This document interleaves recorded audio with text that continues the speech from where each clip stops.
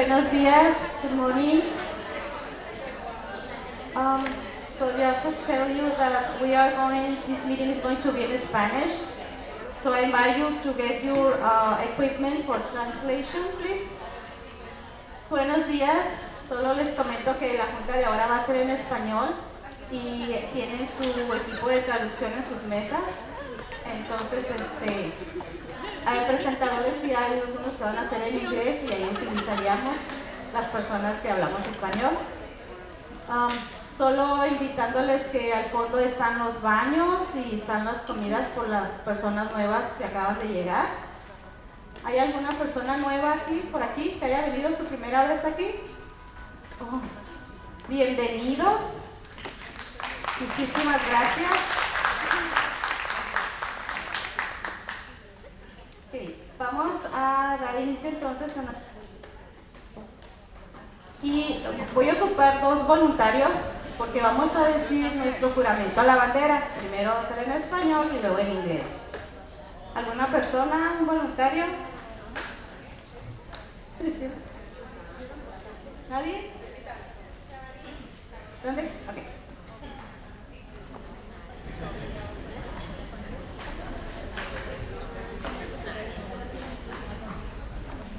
Se ponen de pie, put your hand over your heart.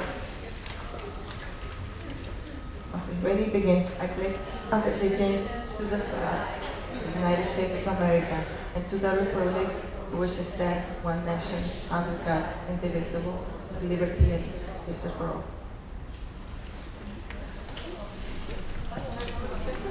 Bueno, en español, perdón. Juro y lealtad empezamos. De los Estados Unidos de América y a la República que representa una nación bajo Dios, indivisible, con libertad y justicia para todos. Gracias. Gracias.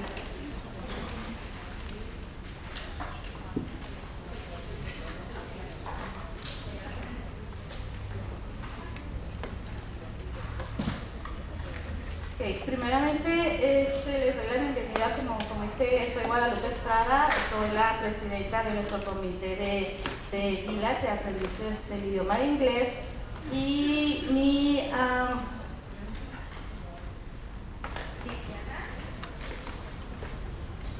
Buenos días, mi nombre es Liliana Ortiz y yo soy vicepresidenta. Buenos días, yo represento Chula Vista Middle y Chula Vista High School. Mi nombre es Antonia May. Buenos días, soy la secretaria. Buenos días, mi nombre es Alma Gómez, vengo de Surwater, soy secretaria. Buenos días, mi nombre es Beliavi Cornelia, vengo de San Isidro High School y soy la parlamentaria.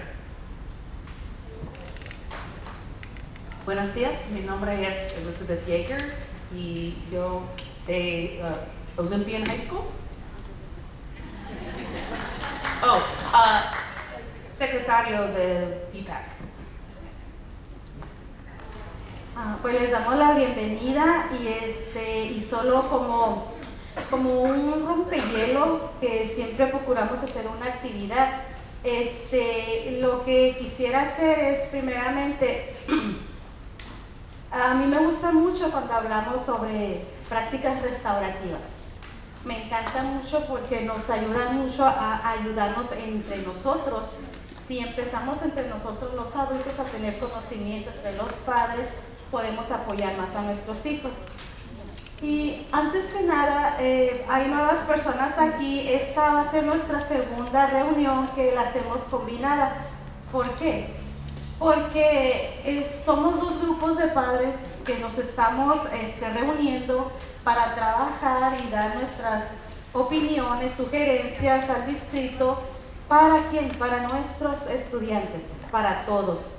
Entonces es unirnos, conocernos y apoyarnos entre nosotros para tener nuestro único fin, nuestros estudiantes. Y gracias a esto yo puedo decir un ejemplo, que ahí tenía yo una preguntita y dije, ok, yo creía estar segura de mi información, pero dije, yo conozco a Miss Chavarín. Dije, si le pregunto a ella, le mando un texto o algo, a lo mejor ella me puede ayudar. Y así es. de repente dije, ay, a ver si no está ocupada, pero no, rapidísimo me contestó y me dio sugerencias y me dio su apoyo. Este es un gran ejemplo que, porque les comento que es bueno conocernos los dos comités, porque podemos ser amistades nuevas, podemos apoyarnos un padre con otro, no necesariamente que seas de un comité o del otro, hay que trabajar juntos. Y muchísimas gracias, Sharani, porque me asististe mucho. Este es un ejemplo como les comento. El otro me gustaría una actividad en sus mesas, que sería, si decimos un número en cada mesa, donde el 1 en nuestro estado de ánimo era como, ay, no quería ni levantarme, no quería ni salir de mi casa. Y el 10, oh, agradable, fabuloso, me encanta el día. Entonces, ¿con qué números salieron de sus casas? Nada más van a decir del 1 al 10 y van a decir por qué. ¿Por qué está en ese número? Nada más una razón, porque no tenemos tanto tiempo para dar varias razones. Y seleccionan a una persona de su mesa para que escriba, o por lo menos nada más que nos comente, ¿cuál fue el número, el más bajo que hubo en su mesa de su estado de ánimo y el más alto de su estado de ánimo? Y ya que hagamos esta actividad, les voy a decir el por qué me gustó realizar esta actividad. Entonces, si entendieron, en cualquier hojita determinen una persona, quién va a ser la encargada de escribir, y se presentan, dan su nombre, su escuela a la que están representando. Gracias. Vamos a tener como unos 4 minutos para esta actividad. Gracias.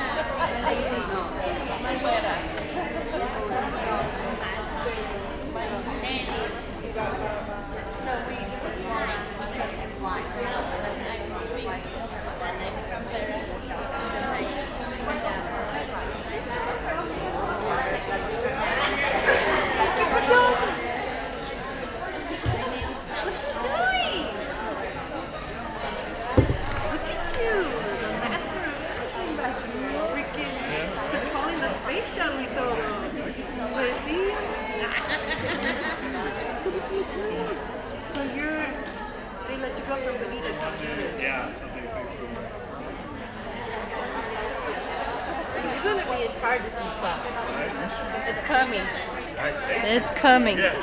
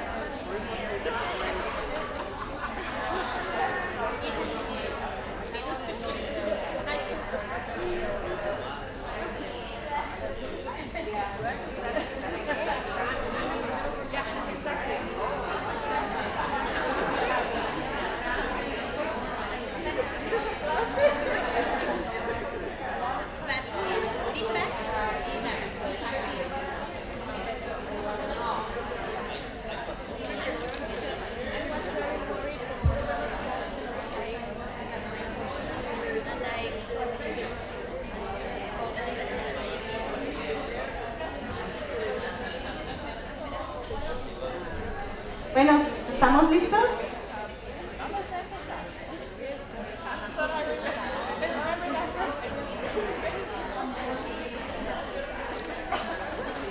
Ah,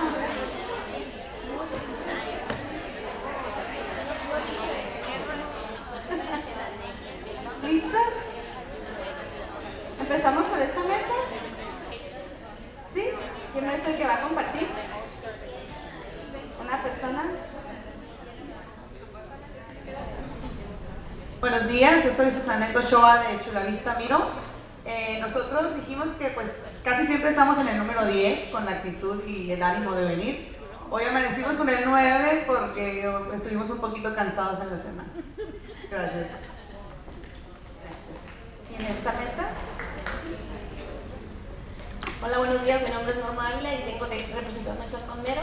Y pues hoy me levanté con el número 9, aunque un poquito cansada, pero con todas las ganas de hacer algo para servir a los demás y sacar adelante todo lo que me haga sentir bien y servir de la mejor manera. Gracias. ¿Y en esta mesa?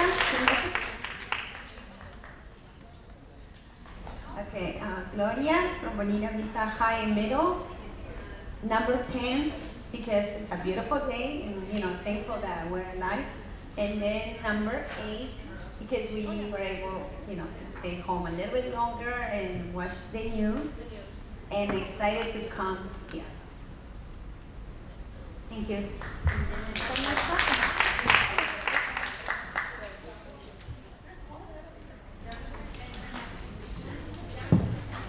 Buenos días, mi nombre es Teresa Wolf y represento a Manzana High.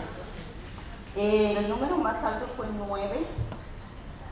La persona del número 9 dijo que venía muy contenta por la junta y por tener tiempo para ella esta mañana. Y el más bajo fue 7 porque viene preocupada y con pendiente. Gracias. Buenos días, mi nombre es Carmen Gutiérrez, soy representante de National City Miro y nosotros estamos al 100.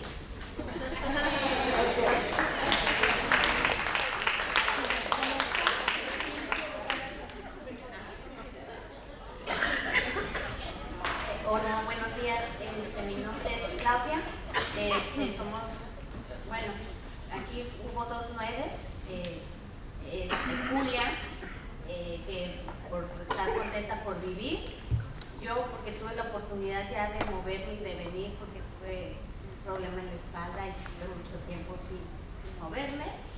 Y Amy, pues no tuvo muy buen, no va a tener muy buen día, dice que un 5 porque tiene que ir a hablar sobre algunas cosas saliendo de aquí que no quiere enfrentar todavía. Entonces, Gracias. Ánimo. ¿Y en esta mesa? Hola, buenos días. Aquí todas somos Miro. Pongo B. Resulta ser que lo que predominó fue el 7, pero porque notamos que todas amanecimos cansadas de la rutina, del estrés, pero ya concluimos que vamos a terminar 200.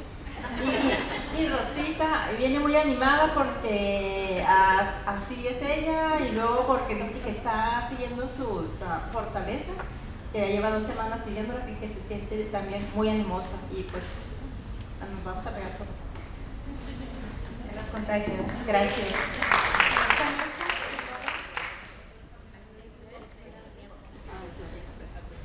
Buenos días, mi nombre es Juan Esquivias, pues venimos de Southwest High y pues aquí el número alto fue 9, porque igual venimos pues más que nada una persona nueva viene a conocer cómo están aquí las juntas y pues involucrarse en la votación de nosotros.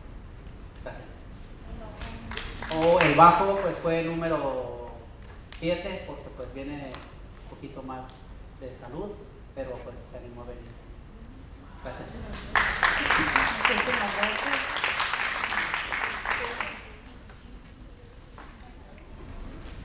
Good morning. I'm here from Olympian High School.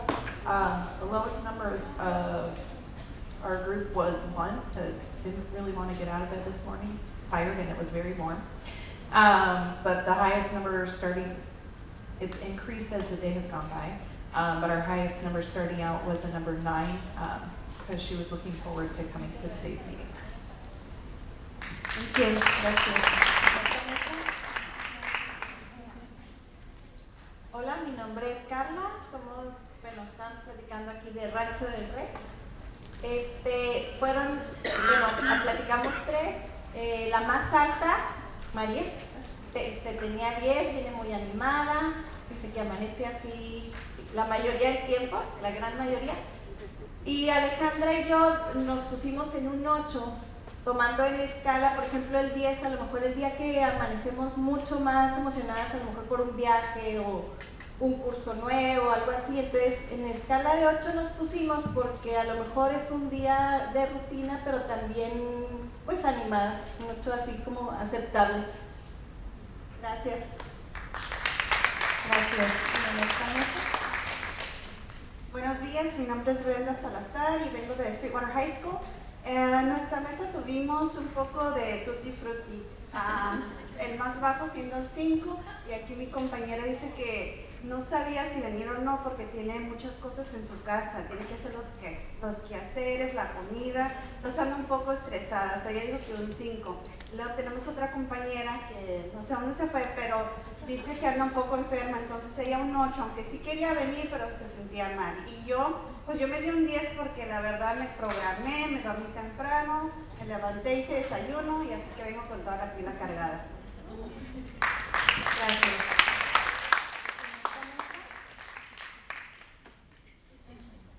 Hola, buenos días. Mi nombre es Margarita Campos y estoy representando a Castle Park High School y parte también Castle Park Middle School.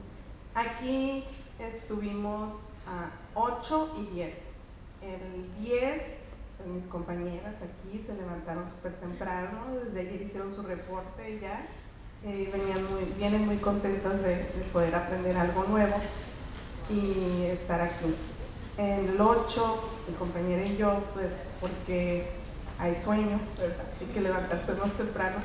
Y también por el tiempo, porque este es un agregado a nuestro día y venimos con gusto, pero también sabemos que el tiempo es limitado. Entonces es parte de el estar aquí, hacer un esfuerzo y gracias a los demás también por estar aquí. Gracias.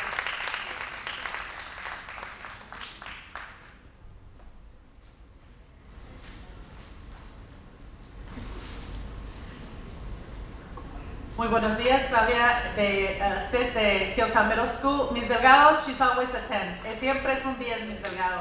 Y 9, esperando lo mejor del día. Gracias.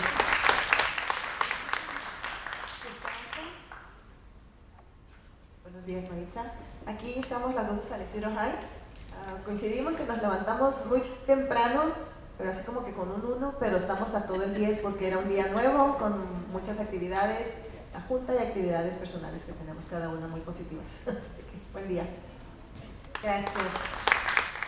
Muchísimas gracias por su actividad. Y pudimos mirar que variamos, ¿verdad?, en los números, nuestros estados de ánimo.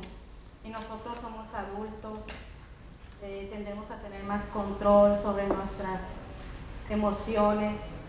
Pero ahora ponernos en el lugar de todos nuestros estudiantes, de todos nuestros hijos. Todo lo que ellos cargan, todo lo que ellos tienen cuando vienen al salón de clases. Y a veces el hacer este tipo de actividades puede hacer que entre ellos se comprendan, se entiendan, tengan una mejor relación. El que a nosotros, creo que a todos de chiquitos nos han dicho, ponte en el lugar de la otra persona. Lograr que entre ellos tengan esa conexión de que no justificar porque ese niño está de mal humor, porque está gritando, porque no pone atención, porque no logra tener esa unión en el aula. Y si entre ellos es difícil, ¿cómo va a ser también el maestro, el profesor, para tener esa comunicación, ese enganche, que logre identificar, logre saber, mínimo, poquitito, los sentimientos que trae ese niño, ese estudiante? Entonces, si entre nosotros empezamos apoyándonos, ahorita como mamás, haciendo esta actividad, si lo hacemos en nuestro propio hogar, si tenemos diferentes hijos, hijas, diferentes edades, cada uno, cada cerebro su mundo diferente. Cada uno podemos agarrar los problemas de diferente forma, podemos manejar nuestros sentimientos de diferente forma. En el aula, ahí pueden ellos mirar aunque sea un poquitito, y estas actividades se les recomienda a los estudiantes, porque sé que en varias escuelas lo están haciendo en el distrito, porque sé que el distrito está trabajando para hacerlos en todas las escuelas, en todos los salones. ¿Por qué? Porque hoy la tecnología se está llevando a la comunicación entre nuestros estudiantes. Porque en nuestras mismas familias la tecnología está quitándonos esa conexión con ellos. O a veces nosotros creemos, oh, ellos son fuertes, oh, sí entienden, pero realmente le preguntas, ¿sabes cómo mandas a tu hijo, a tu hija? ¿O sabes cómo va a la escuela? ¿Cómo va a estar abierto él para recibir la instrucción? ¿El maestro me comprende? ¿El maestro sabe por lo que estoy pasando, por eso no logro concentrarme? No es que no entienda, no es que no quiero, es que traigo tanto. Y ya me están diciendo que me estoy pasando de tiempo. Así que solo les dejo eso. Me gustaría que ustedes, cuando van a sus escuelas, trataran de hacer un tipo así de actividades, acérquense a su personal, para que cuando tengan esto lo puedan hacer nosotros, los adultos, los padres, en cada una de nuestras juntas. Y así irnos pidiendo que todos los salones de nuestro distrito lo hagan. Gracias. Que vamos a continuar. Pues vamos a pasar al paso número 2. ¿El paso 2? Buenos días. Entonces, todos tenemos un panfleto de estos en la mesa que está lleno de información. Ok, les voy a leer las reglas básicas, que no están en la pantalla, pero sí están en sus mesas.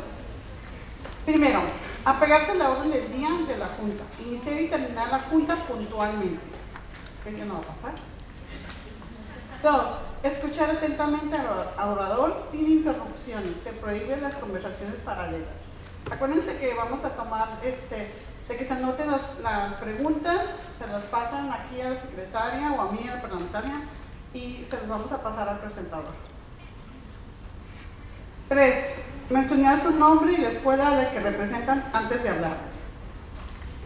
4. Las preguntas se pueden anotar y entregar al parlamentario, que soy yo. Por favor, entregar al parlamentario volantes o comentarios para la parte pública de la Junta y más tarde durante el receso. Les pedimos que eso sí lo hagan a tiempo, porque luego a última hora estamos ahí recogiéndolos. Entonces, por favor, con tiempo entréguenselos a mí o al secretario. 5. Abordar un tema a la vez. Únicamente se permite abordar un punto de la orden del día a la vez. 6. En ocasiones es válido estar de acuerdo en que no vamos a estar de acuerdo. 7. Todo miembro con derecho a votar tiene prioridad para aportar información. 8. Respetarse los unos a los otros. 9. Mantener la confidencialidad estudiantil. 10. Toda persona presente en la Junta que no cuente con derecho a voto debe portar un gafete que lo identifique como visitante. Visitante más bien. Ok, entonces también les queremos recordar, tenemos las órdenes de Roberts ahí, y donde está el paquete que tienen en su mesa, están las siglas o acrónimos, por si no saben qué están hablando a veces las personas del distrito, porque ellos están muy comunes en decir sus acrónimos o siglas, y a veces uno se queda, ¿qué está diciendo este señor? Entonces ahí en ese paquete están los acrónimos y siglas. Y por favor apaguen sus teléfonos, pónganlos en moción de silencio, se los pedimos con mucho gusto. Seguimos con la junta. En el punto número 3. Ok, siguiendo con la junta, por favor, voy a pedirles por favor una moción para aprobar el orden de día de esta junta combinada. ¿Quién me hace el favor de...? Ok, tenemos a la señora Chavarín, Marisa Chavarín. ¿Quién secunda la moción? ¿Su nombre? Rosita Montgomery, las dos, middle and high. Muchas gracias. Bien, tenemos el orden del día, ya todos ustedes lo pudieron revisar. Dense un pequeño tiempo, estamos viendo que solamente la numeración está, no hay secuencia, dice 1, 2, 4, puede ser 1, 2, 3, 4, es la única.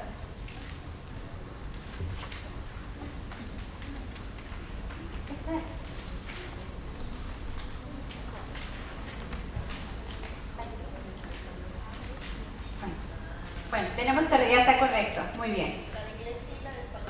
Ajá. La de español es la que está con 4, la de inglés está correcta, ¿es así? Ok. ¿Perdón? Ok, perfecto. Entonces, ¿ya tuvieron tiempo de revisarla? Todos los que estén a favor, por favor, de levantar su mano.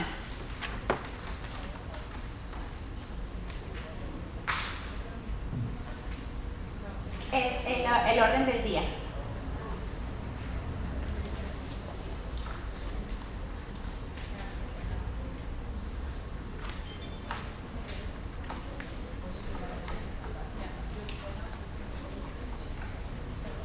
Muy bien.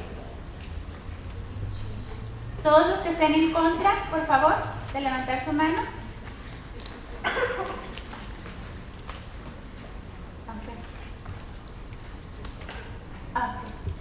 Discusiones para allá. Ok. Me están diciendo que se hace moción para agregar tiempo. Ok.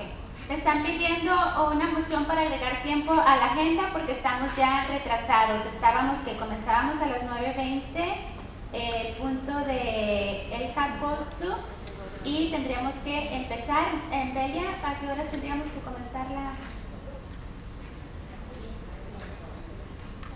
9:45. ¿Es 20 minutos? Sería recorrer 20 minutos lo que es la agenda. ¿Están ustedes de acuerdo? ¿Sí? Ok, entonces, ¿quién hace la moción para poder agregar 20 minutos a la agenda? De Bonita Middle.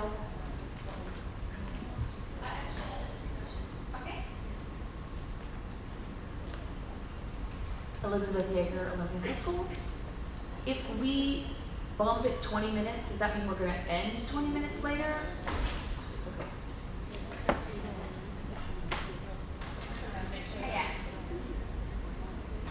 Solo para estar seguros, si nosotros recorremos 20 minutos, vamos a terminar 20 minutos tarde la reunión.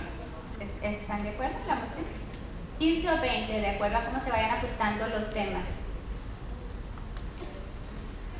¿Ok? La moción. ¿Quiere hacer la moción todavía? Bien. ¿Ya la anotó? ¿Quién se funda la moción?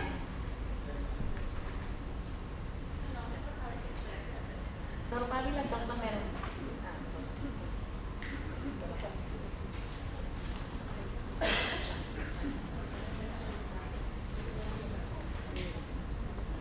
Ok, ¿todos están a favor de que se recorran 20 minutos en nuestra agenda?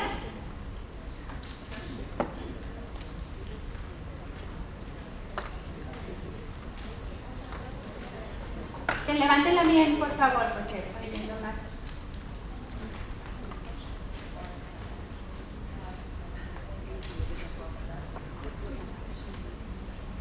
¿Los que están en contra?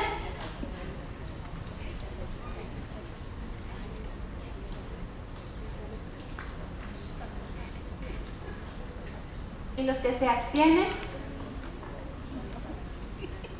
Ok, tenemos 15 a favor y 13 en contra.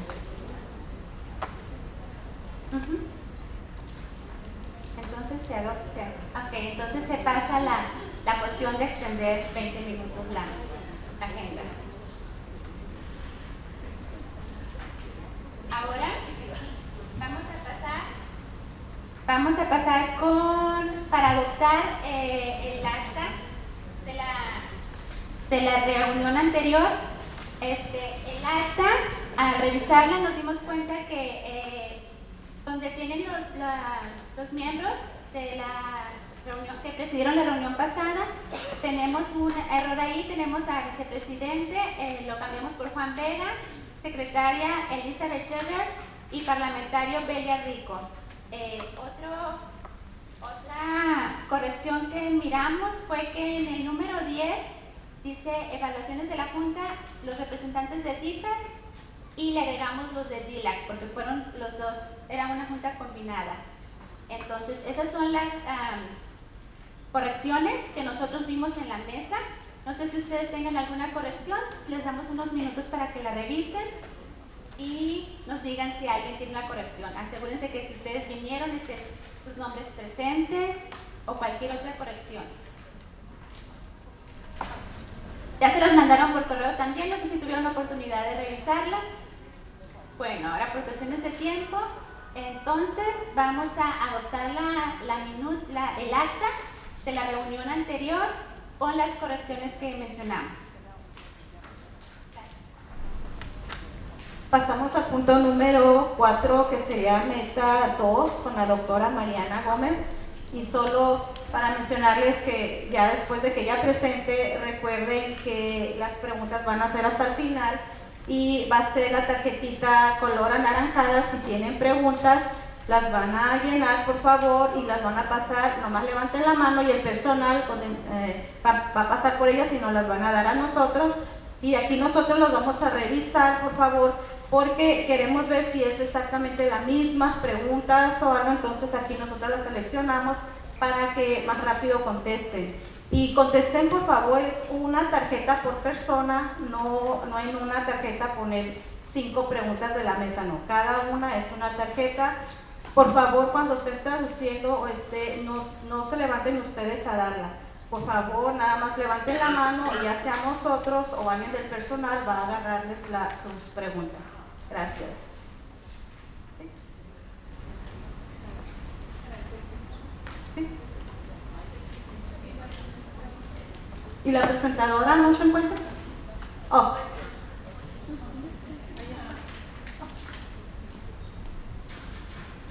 Stacy Becerra, Olympian High School. Would it be possible for us to list all of our questions, but the presenter only pick one question off of our card? That way, if we have multiple questions, they can type out the responses. Because I think that if we have multiple questions, we should be given the opportunity to have some kind of response, but then the presenter can just say, oh, I picked one question. Is that possible? También, sí, como ustedes usen. Bienvenida. Sí, Good morning, muy buenos días a todos. Yo no soy Mariana Gómez, yo soy Lauren McLennan, aunque parezco, ¿verdad? No.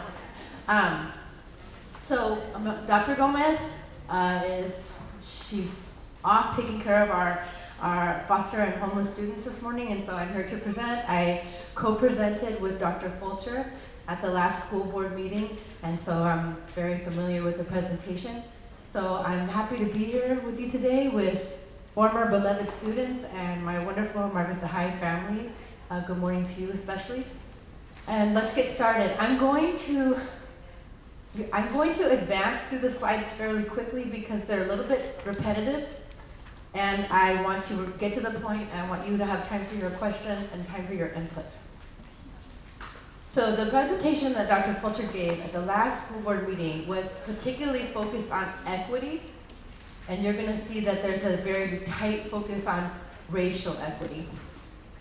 So to remind you, LCAP Goal 2 is all about creating safe learning environments by focusing on building a culture of equity and a climate that promotes excellence. So let's take a closer look at what that really means. You're familiar with the idea of physical safety. I'm sure you've been at school sites and you spend a lot of time talking about drills and how we make sure that students are physically safe at school.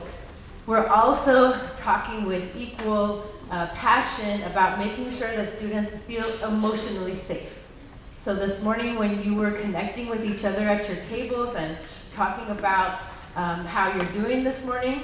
You're creating emotional safety for your meeting by sharing a little bit about yourself and getting to know a little bit about everyone else in the room. And so that's what we mean when we talk about safety. Health includes your physical well-being as well as your mental health. And we want to make sure that all of our students are well taken care of and attended to.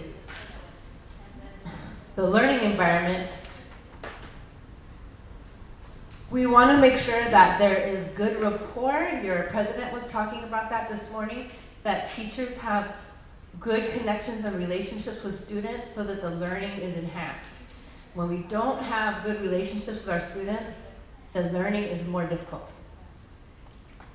So that's the focus of LCAP Goal 2. When we think about some of these key words like culture, the culture is the long-standing shared beliefs and practices at a school site. And often they're not particularly discussed because everyone just assumes that everyone at that school site shares these beliefs and values. And so when we talk about culture at a school site, we want to make sure that people know what their culture is and make sure that they know what are their shared values instead of making assumptions. Because sometimes we have shared beliefs and values that are not helping our students. And so it's important that we reflect on what they are, we know what they are, and we make appropriate adjustments. Equity has to do with the different programs. It has to do with teaching quality and experience and how well our students have access and they have the same outcomes. We're going to get into that more a little bit later. Climate is about that safety I was talking about. And we want to make sure that we focus on excellence in all aspects, not just academic excellence. Academic excellence is important, but also the well-being of each and every student is equally important.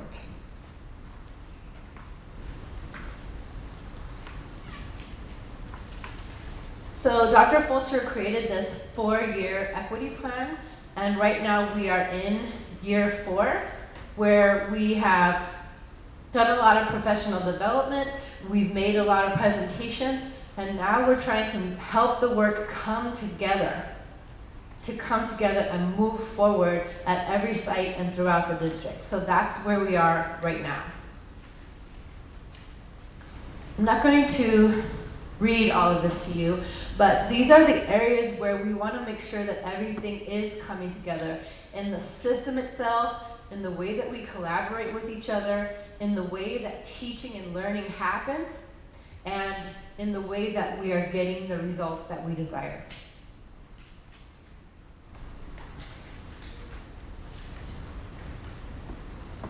Oh, this slide looks a little weird.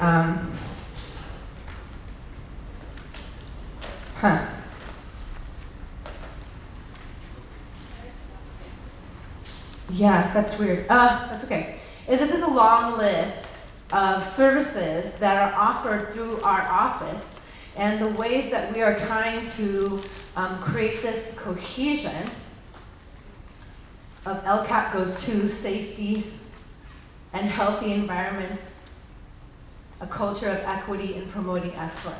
So these are the ways in which we are trying to do this work. And what's difficult about this slide is that it's actually 3 columns, and for some reason it came out a little bit weird here. But I want to share 3 pieces with you. You get the idea that there's a lot going on. Let me just share 3 really important pieces that we talked about at the school board meeting. The first piece is that we're really working in all areas of our system to make sure that our LGBTQIA students are protected and feel safe and welcomed.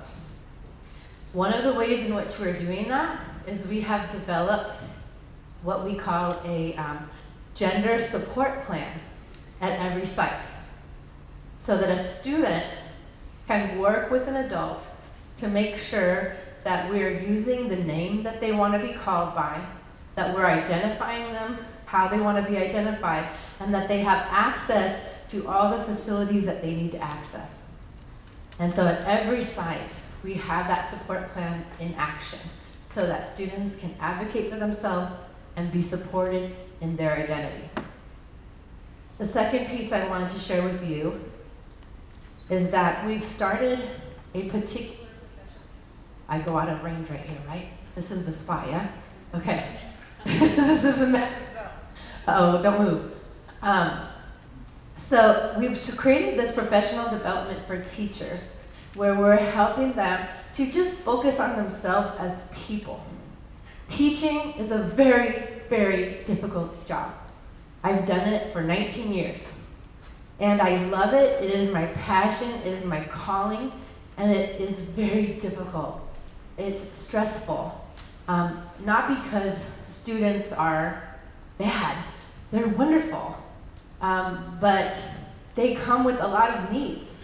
And there's a lot of pressure on a teacher to make sure that their needs are being met and they're learning. And they're learning in a particular way that creates particular results.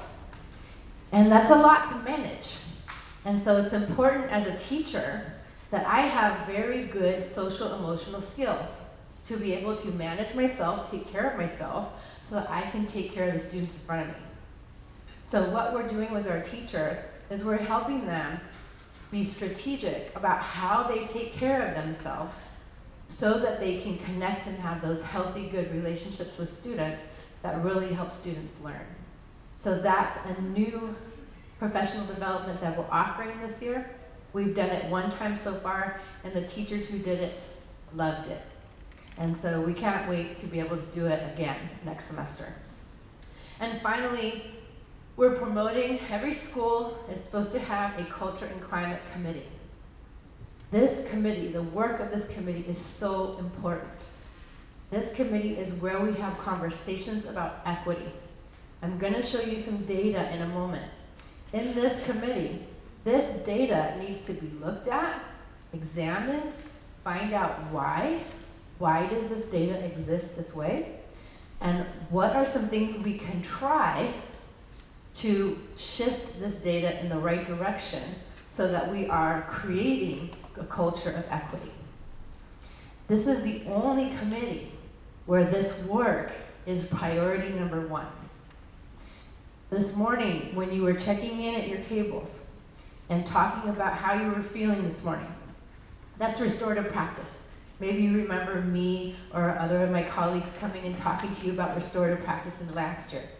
This Culture and Climate Committee is where we talk about restorative practice and how well is it going at our school.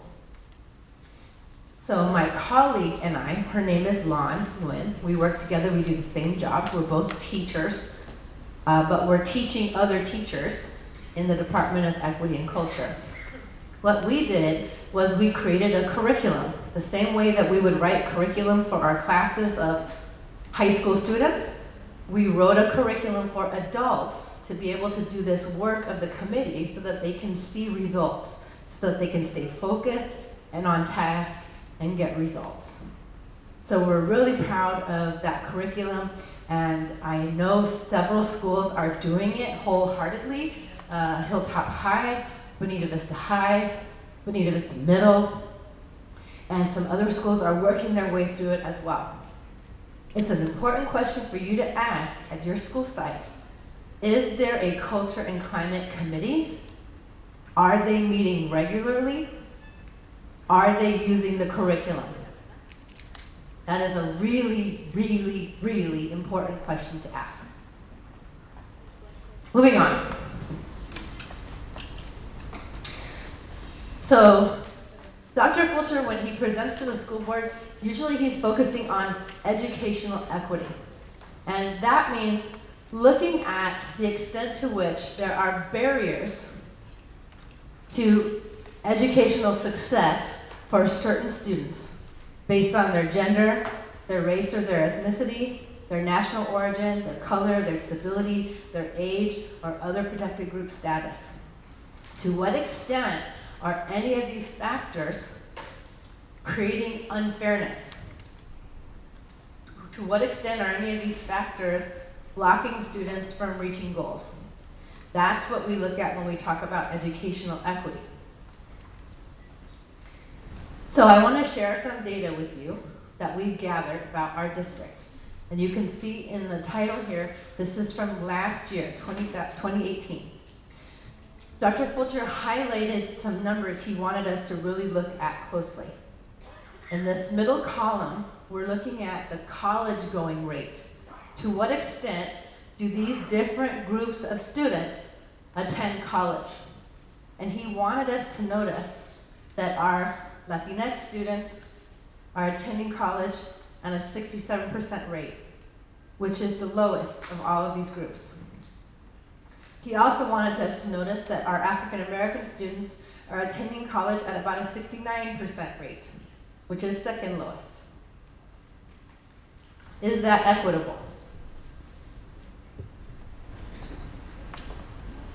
Is that equitable? No. No, it's not. So this is concerning data to us. What percentage of students have no record of college enrollment at all? He wanted us to notice that 33% of our Latinx students have no record of college enrollment at all. 31% of our African American students have no record of college enrollment at all. Those are the two highest numbers in all of these groups of students. Is that equitable? No. The next slide is about district dropouts for 2018. And the very last column, we're looking at the annual adjusted grade 9 through 12. This is all grades dropout rate. He highlighted for us two numbers for us to look at. The highest number is our Latinx students, 1.2%. The next highest number is our white, not Hispanic students at 0.8%. So those are the two groups that are experiencing the most dropout. Is that equitable? No.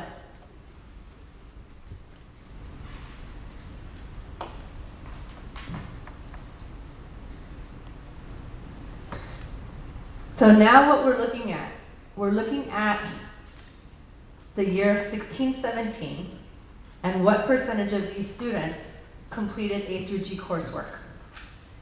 First, we're looking at female students.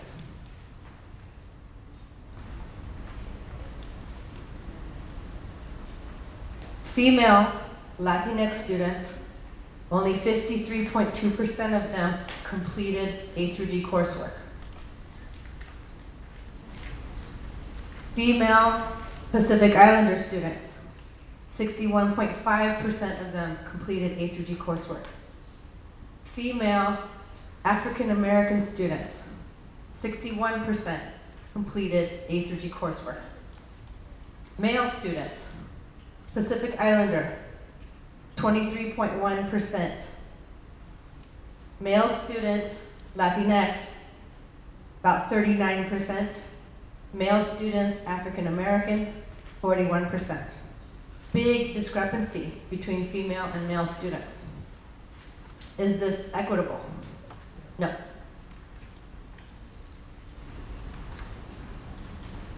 Chronic absenteeism. Students that have many, many absences.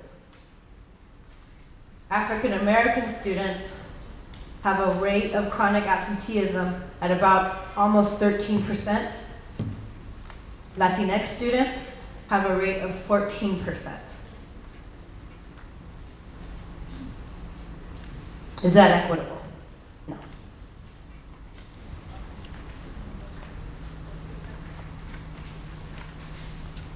This data is particularly troubling to me as a teacher because when we suspend students, we are increasing the likelihood that they will go to jail. And so as you look at this graph and you look at what percentage of students in that group are being suspended, the most current data is the yellow bar. Last year's data is the red bar. These very high bars are Black or African American students. Black and African American students represent a very small percentage of our overall student population. And yet, even in that small percentage, many of them are experiencing suspension. This set of bars here, these are our Latinx students. Is this equitable? Well, no, it's disturbing. These are expulsions, students that have been let go, released from the district.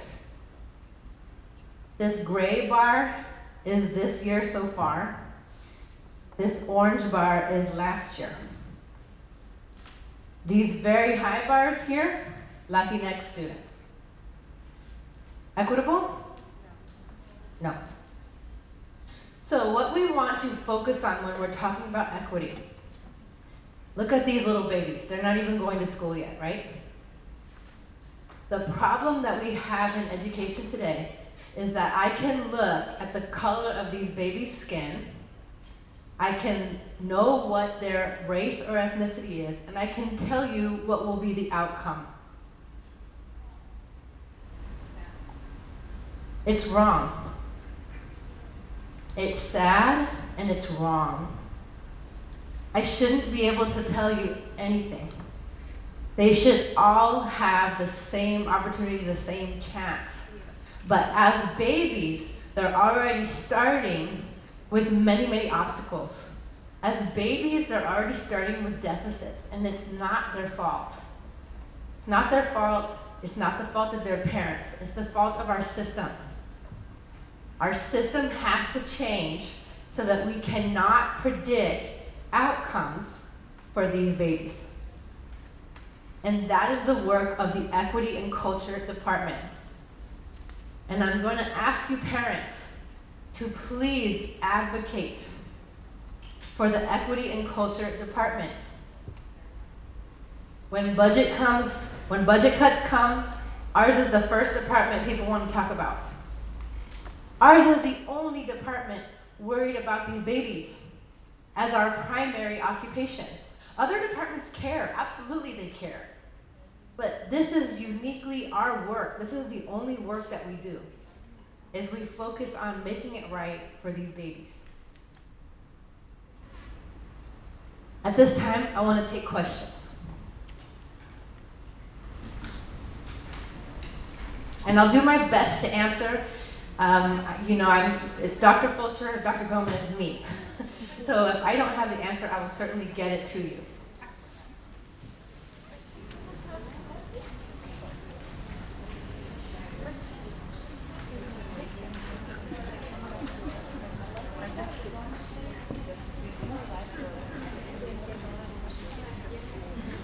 Please submit your cards if you have any questions.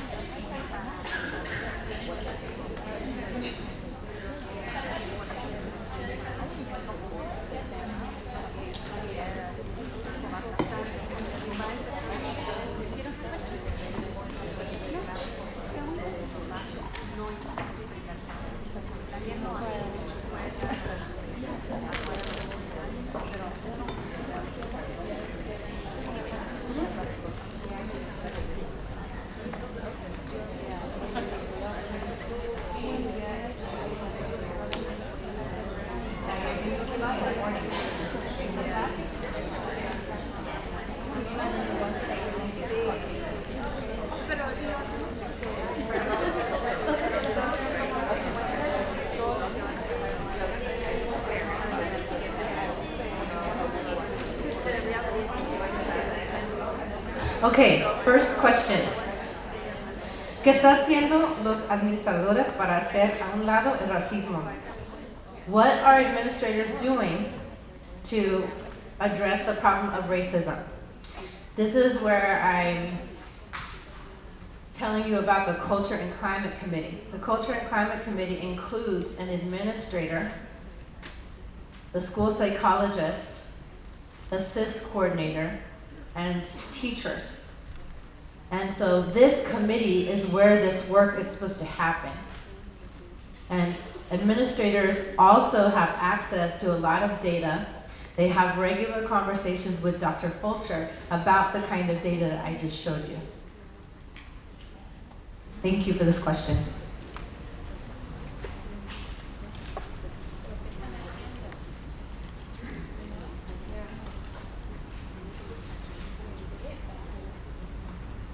Okay, one of the questions was who makes up the Culture and Climate Committee at the schools? I think I just answered that one for you. Where can we find information on the services and supports? We have a website. So if you go to sweetwaterschools.org, the normal district website, when you click on departments, ours is actually listed there. Equity, Culture, and Support Services. So you can click right on it and go to our page and find all kinds of services and supports on that website. ¿Qué está haciendo el distrito para dar soluciones? Ya ves que se ven esas gráficas. Yes, good question.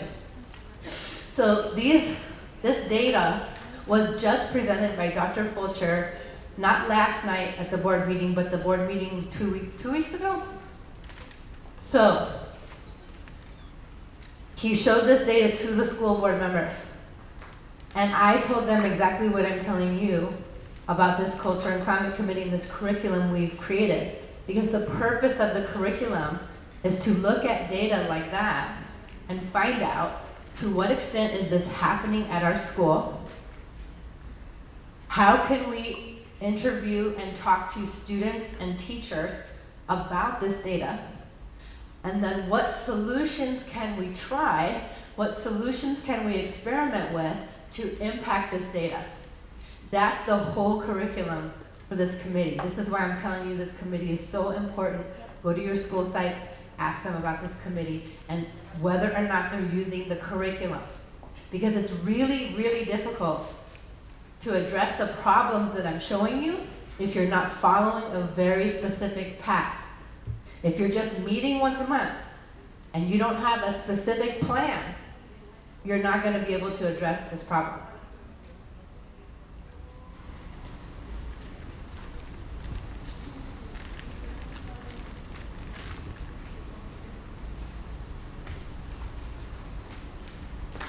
What about the female child that does not feel emotional safety when a biological boy is allowed in the gym changing area? So I'm going to reverse the question. What about the transgender student who does not feel safe changing in the dressing room that they have been biologically assigned to? Safety goes both ways.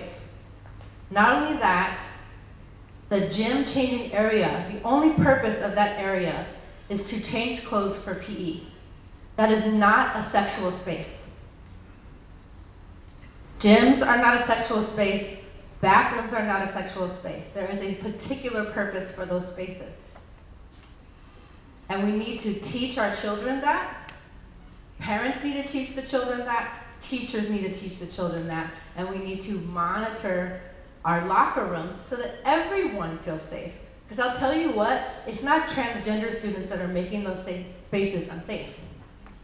Thank you. You're welcome. Those spaces are unsafe because kids can be goofballs. And even when you have a locker room full of nothing but cisgender identified boys, there's not going to be safety. Unless we are monitoring those spaces very closely and teaching students how to behave in those spaces. But they are not sexual spaces. Most transgender students They have such a hard time feeling safe that they don't change out with everyone. They go into a bathroom in the locker room, and that's where they do their changing. Imagine how unsafe those students feel. Those students are at a very, very high risk for suicide. It is a priority to us to make sure that they feel safe and that we are honoring how they identify themselves.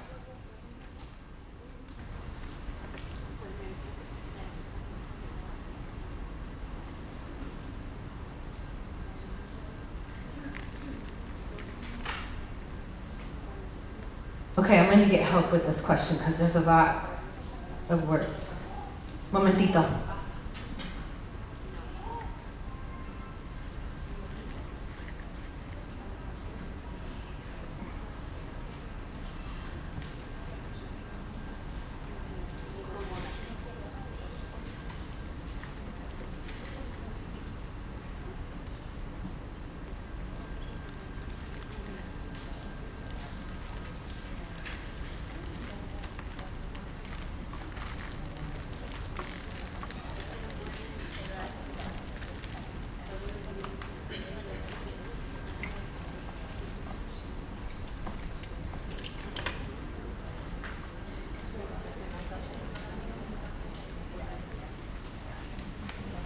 So let me kind of summarize the question. This question is about equity problems when it comes to renovations of facilities at school, particularly sports facilities and facilities for art. Yes, that is absolutely a problem, but I'll tell you what, that's kind of a societal problem with how we fund schools. And so that's a problem that's very difficult to solve at the district level when it's really a systemic problem of how schools are funded.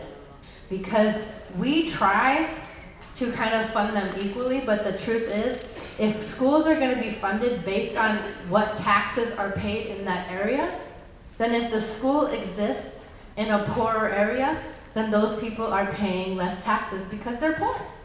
If a school exists in a wealthier area, those people are paying more taxes, so their school has more funding. We particularly have that problem in Sweetwater because many of our East Side schools, residents pay mellow roofs, so that's extra money. West Side schools don't have that. Now that's a societal problem. That's a problem that we address when we vote. Okay. Thank you so much for your questions. Thank you for your time. If you think of anything else, and I'm going to take the rest of the questions with me, and I'm going to work with my colleagues to answer these in writing, and then we will send the answers back to your board. Thank you. Thank you, señor.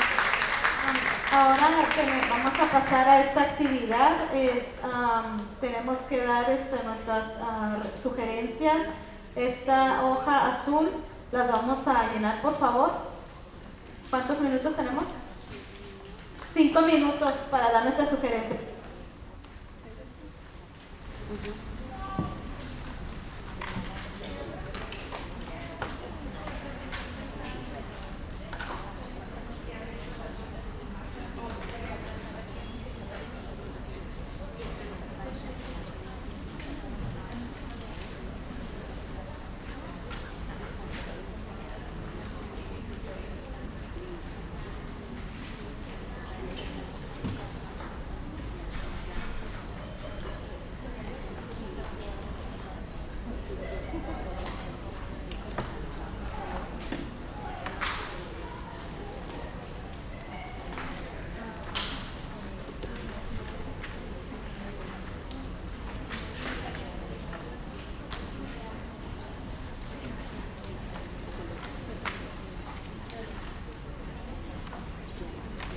Si todavía se quedaron con preguntas, si tienen sus tarjetas, nos las pueden pasar para que las escriban, las redacten y luego después nos dan las respuestas.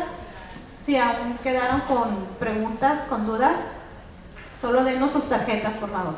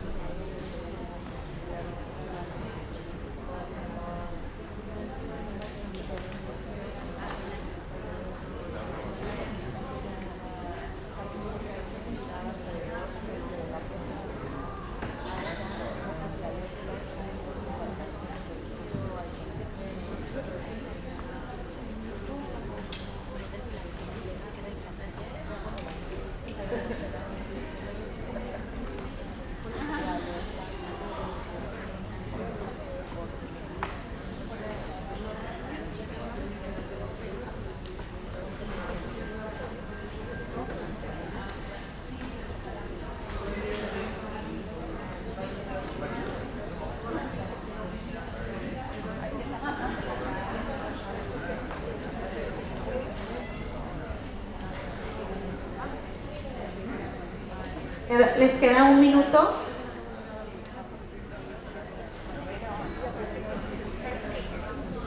En un minuto pasamos por las hojas.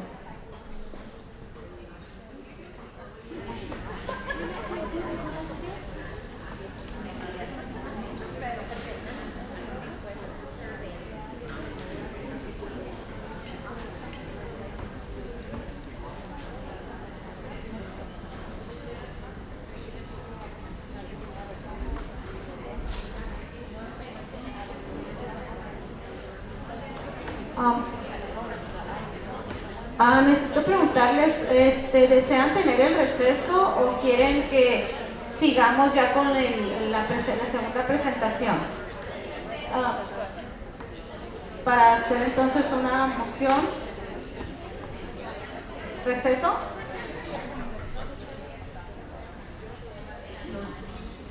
¿Pueden levantar nomás la mano así rapidito, nada más para saber si ocupan el receso o continuamos? Receso nada más.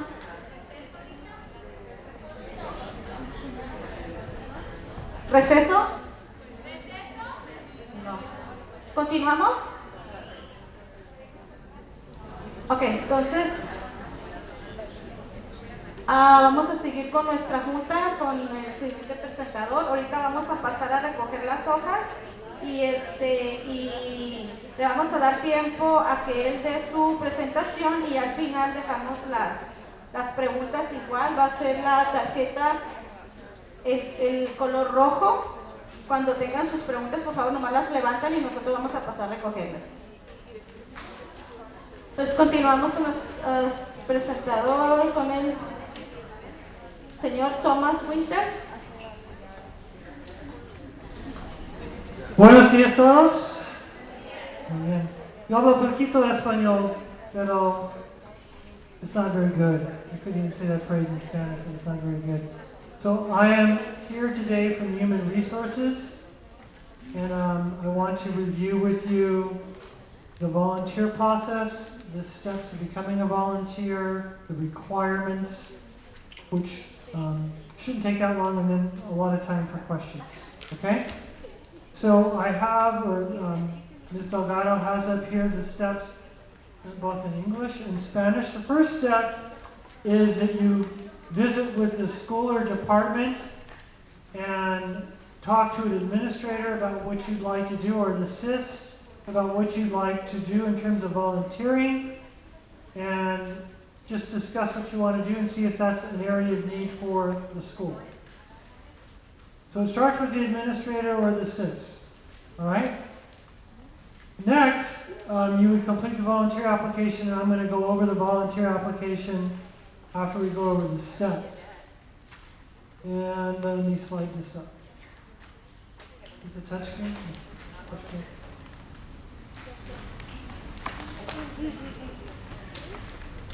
Now this may be new to a lot of people, and it was new to us as well.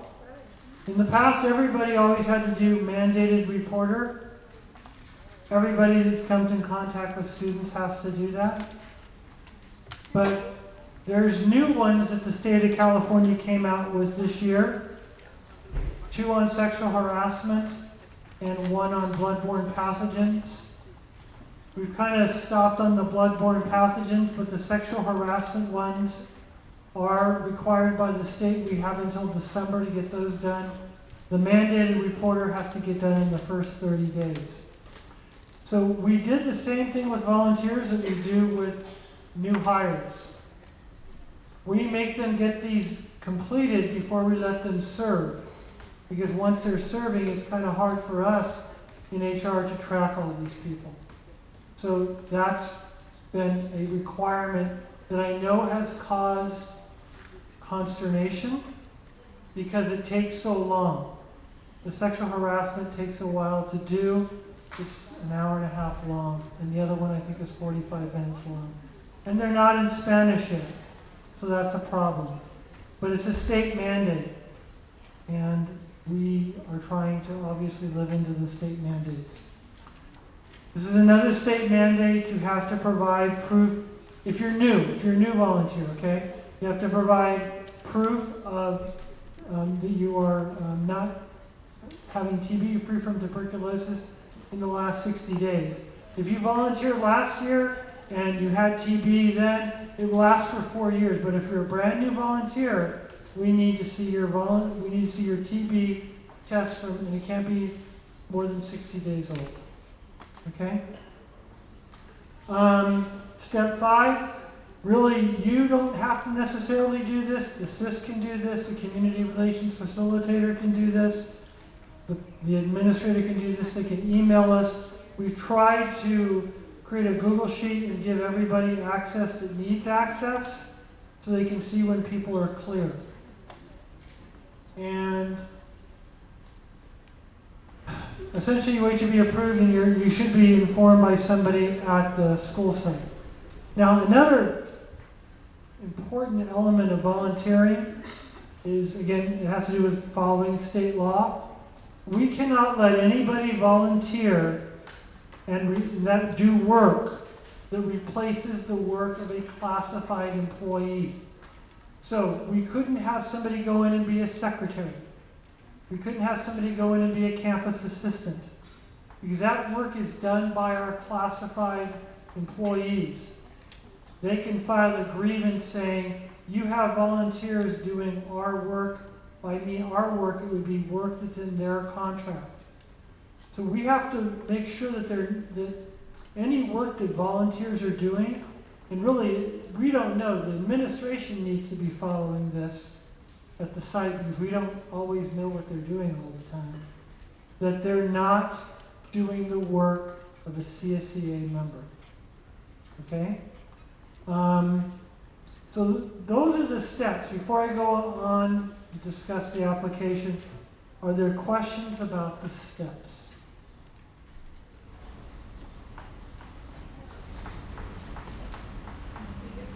Yes. Oh.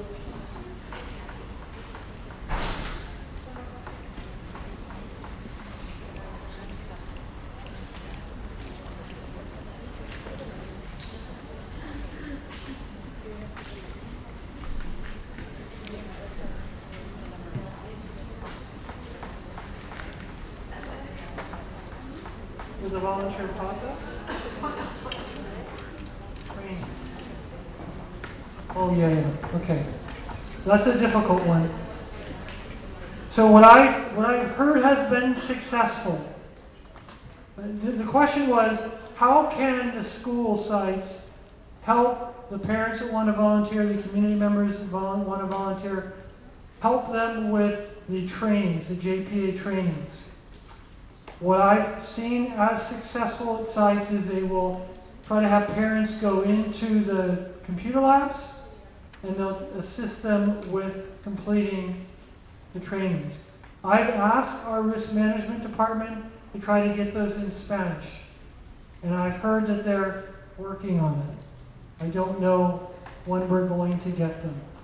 I would imagine, though, it would be coming soon because these requirements, the sexual harassment trainings, is a state mandate that's coming into effect by January. We have to be in compliance.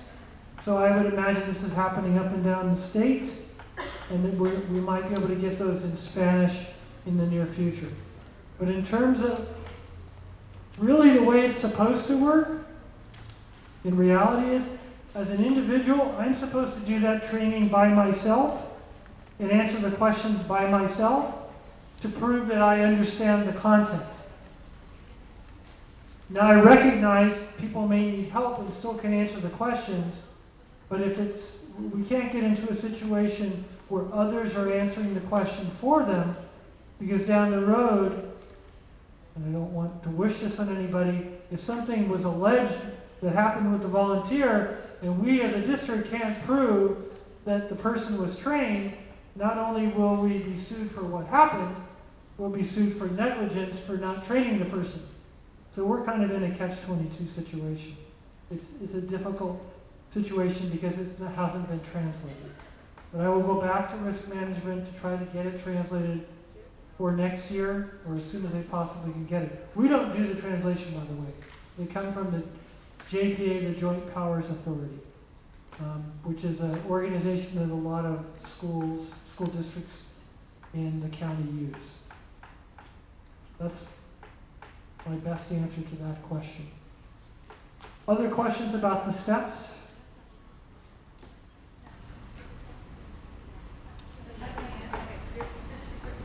Okay, so the application. The top part is your typical stuff, name, address, site and department you'll be Here it is. We get a lot of these that are blank, by the way. It's important that we put down the name of the site so that when we fill out our spreadsheet, we can put in the school site. Right now, if you were to look at the spreadsheet, on the pending side, there's a lot where we don't even know the site. It hasn't been filled out correctly. And then the next part in red, well, first of all, areas of interest in volunteering. This is a kind of a conversation between the volunteer and the administration or the SIS. And again, why the administration? Because the administrator is responsible for everybody on that campus. One of the reasons we went to ensuring that all volunteers are fingerprinted last year, and if you were volunteered last year, you might have heard about this. If not, it might be new. But the previous year in the spring, there was a parent at one of our sites who turned out to be a convicted felon in an area that was very troubling to us, and we didn't know about it. And it came out in the news. So now we have decided as a district that we need to fingerprint everybody so we can assure our schools, our parents, and our students that everybody on campus is supposed to be on campus. Okay, getting back to the red section. If you served last year, we kind of use this information so that we can look up your TB information and your training to fill that in for this year's spreadsheet. And did you go through live scan again? We can search this sometimes if the information's not too long in the past. And if so, where? Then this was added, do you have a son or daughter in the district and where? Then the next piece, I need to move it up again, sorry, Griselda. Hopefully I'll do it. Oh, my God. Okay. This question is asked of everybody. If you're applying for a job, if you have a felony conviction, you have to answer it truthfully. If it's not answered truthfully, that's automatic disqualification. We do not move forward with any employee or volunteer if we find out that through our fingerprinting that they weren't being honest there. Then we have the 3 tiers. Tier 1 is a parent volunteer that's going to be under the direct supervision of a certificated staff member. That's a teacher or an assistant principal, teacher on special assignment, assist. They're going to be supervised. That's tier 1, lowest level. Okay, usually that's going to happen on sites. Tier 2 or 3, they're pretty much going to be with students alone. With that, we're again very cautious, we do the fingerprinting and everything else to ensure that those folks are cleared. And then the bottom part is what we do. Again, the principal or some other administrator needs to sign the bottom. Once that's turned in, what we did this year that was different that also caused some consternation, in the past, we would let the school sites pass out the fingerprint form. Last year we had over 150 fingerprint forms where people got fingerprinted, but as far as we know, they never finished the process. Those cost $75 a piece for the district to pay for. Volunteers don't pay for them, and so that adds up for the cost. So we're just trying to control it. I was a principal at a school site. Parents are very enthusiastic. They want to help. Then kind of like their job gets in the way, their life gets in the way, and they can't do it. And then we end up, again, in a situation where we are trying just to contain the costs.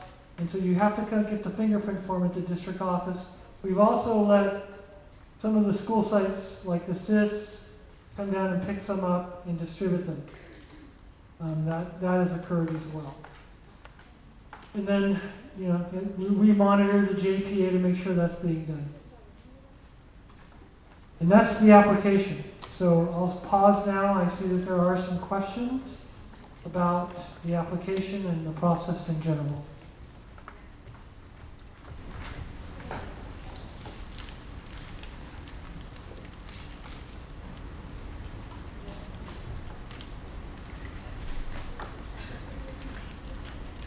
Okay, so if you have a teaching credential, and why do you have to do all the trainings when you have already done them and have them all? So if you've done the training, so if you're a teacher in Chula Vista Elementary, and you've done all the trainings, you can email us your certificates. However, if you're a teacher in Chula Vista Elementary and you're Tier 2, you still need to get fingerprinted by us.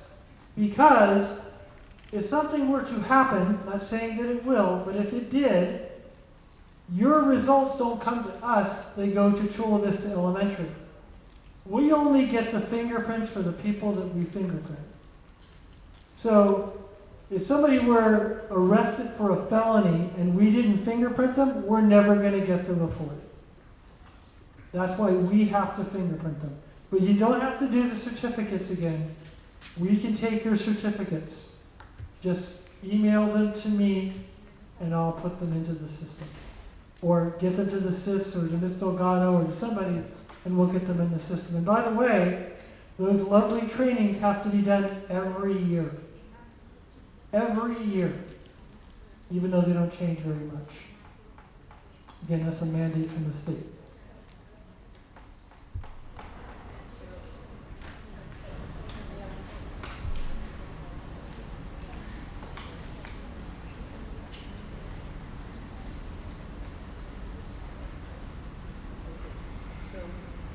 This has to do with, some folks sometimes have to get an x-ray for TB, but there's now another form that you can take your doctor. It's just a questionnaire, and I don't remember every single part of it, but essentially it's like, this patient is in my care, they don't have any of the symptoms of TB, they're good to go, and they sign off on it. Does that make sense? And you don't have to get x-rayed again. But you do have to get that from the doctor. And again, that's a state mandate. We can't do anything about that. But once we have it, it's good for 4 years. And then, even though you might be exempt, we have to get it again every 4 years until the state changes the law.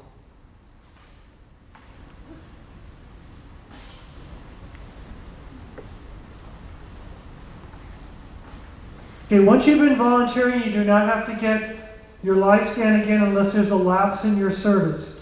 So if you volunteered for 7 years straight, and then you don't volunteer for a year, we then typically will ask people to get, that's also for folks who come back, who leave, like all the teachers who just retired, when they come back, we will ask for them to get their fingerprints as well. But no, if you've got it done, you're good forever with us, unless you've been gone for quite a while, and then come back.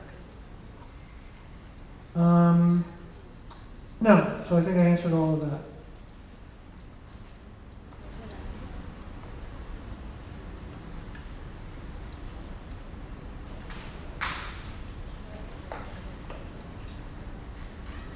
When and where? So in terms of when and where, I would start with your parent, I don't know what the site is, but the parent center, if you have a site that has a parent center, you can go to the office and ask to meet with the principal. Asked to meet with the coordinator of intervention at the CIS, community relations facilitator. You can meet with those folks and tell them you want to volunteer. They should be able to tell you what areas they need volunteers for. Can I answer that question?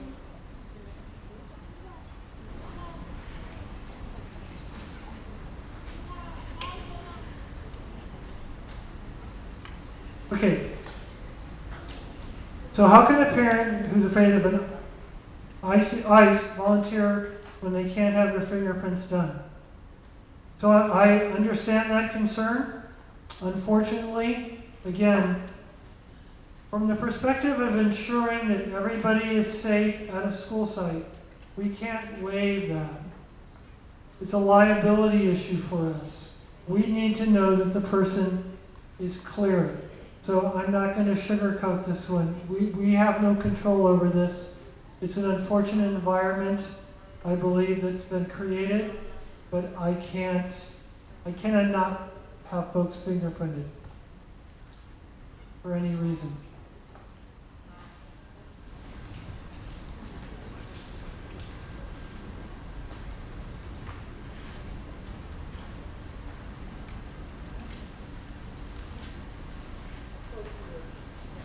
So how does SEA, CSEA, SEIU, what unions feel about volunteers on campus? Examples of volunteer positions not replacing a CSEA or SEIU member. Without putting words in anybody's mouth, I think that they're fine with it, as long as they don't find out that somebody, because we know we've had budget cuts, I think everyone's heard that, and more budget cuts are coming. I think everybody's heard that. And although nobody currently has, in these areas, have lost their jobs, everyone's going to be looking to see what happens in the future.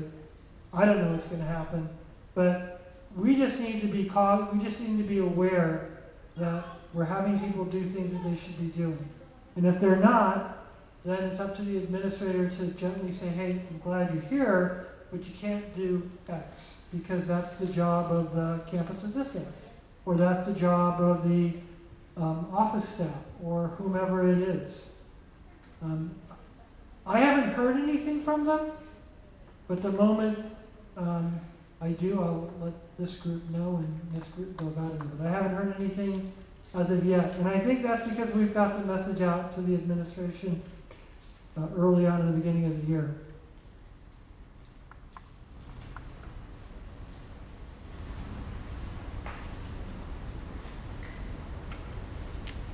Will district IDs for volunteers be provided? Unfortunately, I'm going to use that budget again. The machine that we have at the district office has very limited capability. We only make badges for substitute teachers and substitute classified employees. We do not make badges for volunteers.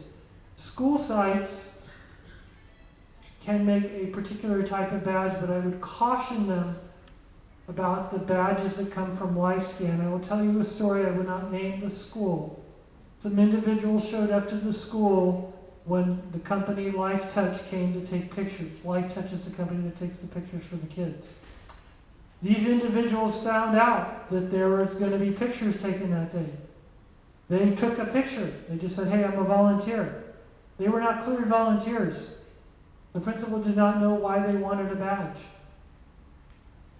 They were not cleared by anybody to be volunteers. So we would, and then getting those badges back every year, although we use a different color code, you would be surprised by the amount of times that folks come in with a badge from last year and people don't think twice about it. So it's really a money issue. You may think it's a small amount of money, but nevertheless, our budget in HR is very small. Paper, folders, that's it. We don't have a big budget. Now, Ms. Delgado, I hear, oh no, I'm sorry, she doesn't have a big budget either. We don't have the big budget, in all seriousness, we don't have the budget. Other badges can be made, the laminated type, but again, those badges need to be given back to the school site at some point.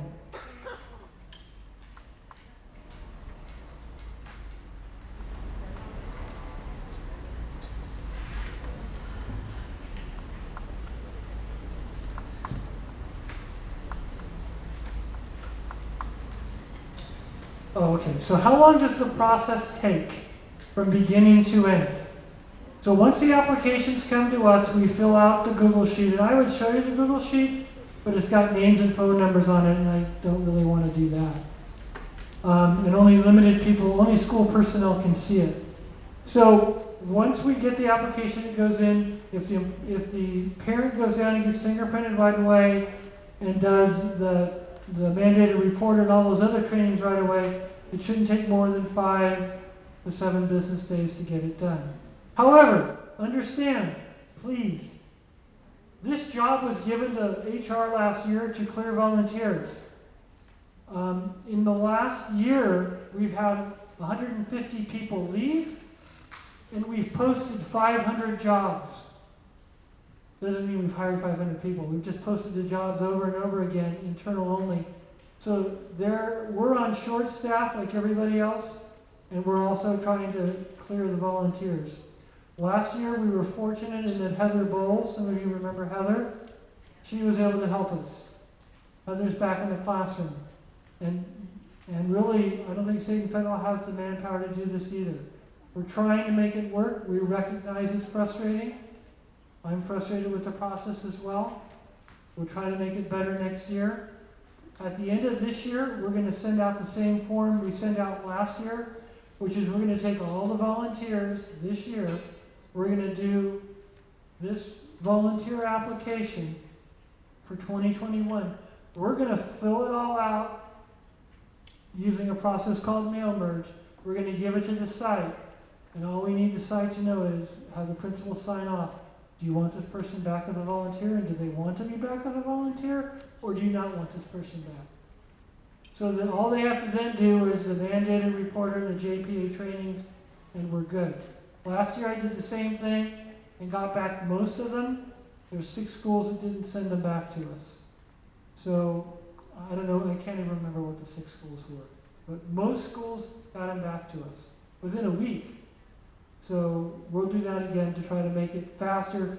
So hopefully you won't have to go through the same issues next year, but I can't promise anything about those trainings yet.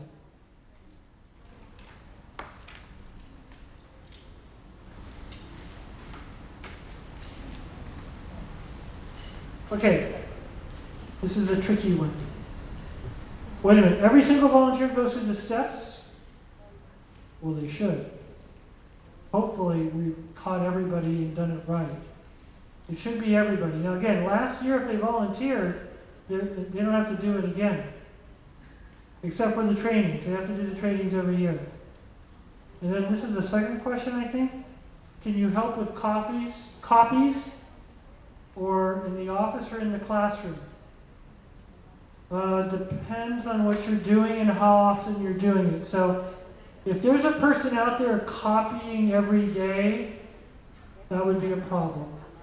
If somebody says to you, hey, do you mind making these copies today and getting them to the teacher because somebody's out sick and we didn't get a sub, that's going to be fine. But if you're doing something every day that should be a clerical staff member's job, then we could have an issue. They could file a grievance that we're taking away work from classified unit members. I said could, it just really depends. Any other questions? Yes? I just want to clear for how long is the TB test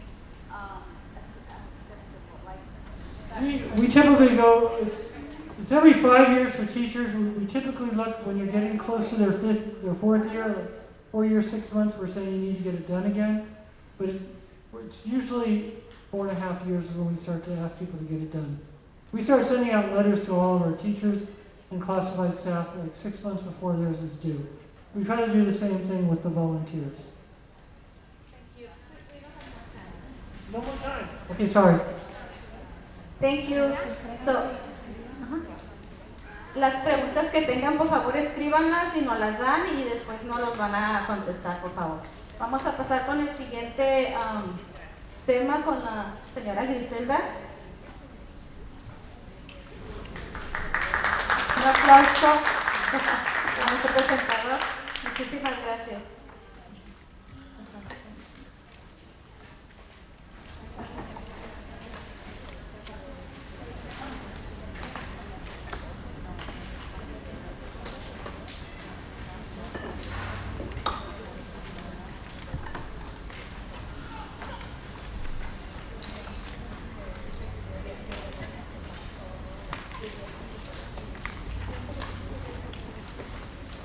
Nos vamos a esperar al final para hacerle preguntas y va a ser la tarjeta en color verde. Igual si no hay tiempo de contestar todas las preguntas, las de cómo las vamos a recoger, escriban todas sus dudas y después nos van a dar las respuestas.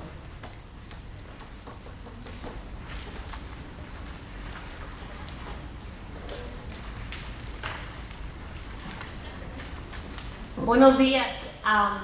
Mi presentación no está en español excepto una lámina, entonces la voy a presentar en inglés, pero porque es más fácil para nuestros intérpretes traducir completamente español o completamente inglés.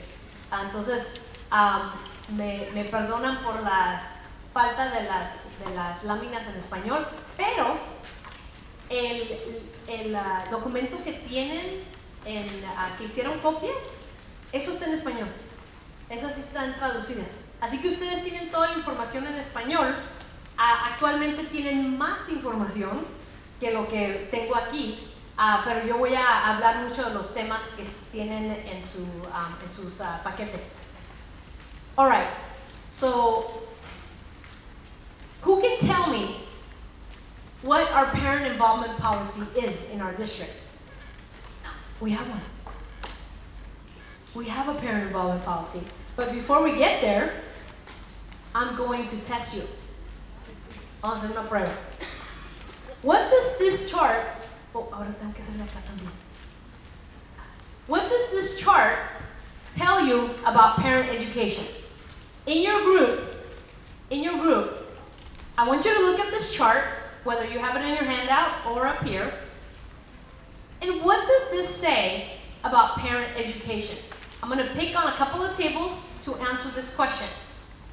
You have 1 minute to discuss this chart with your table group and see what it says to you. Okay, 1 minute. Oh, we need to talk. Platiquen, platiquen. ¿Qué dice? ¿Qué dice?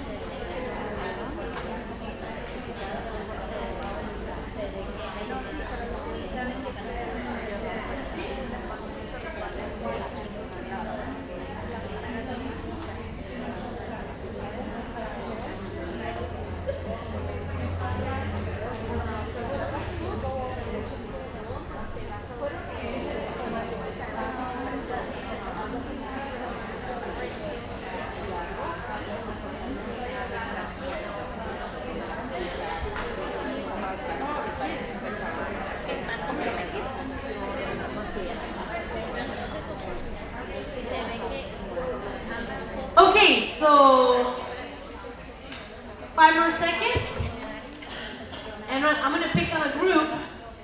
What does this chart tell you about parent education? Now the chart has some bar graphs. One has less than high school education. The next one is high school diploma or equivalent. The third one has some college or vocational technical schooling. The fourth one is a bachelor's degree. And the last one is graduate school or master's or a doctorate. What does that say about your education? What does that say about your child? What does it say about schools? I'm pushing you. This is the type of conversations we have with teachers about you. So I want you to know what we talk about you. We talk about you. I don't know if you knew that. But I want you to know how we talk about you. So I'm going to pick on a table right here. Who's the speaker? Who can answer? Or at least your interpretation of the chart. Yo lo inglés, no importa. Sam Lund, Benita Vista Middle School. That chart says the higher level of education by parent means that they are going to be more apt to volunteer at a school site. The lower level of education by that parent, the less likely they are to volunteer or attend a school event.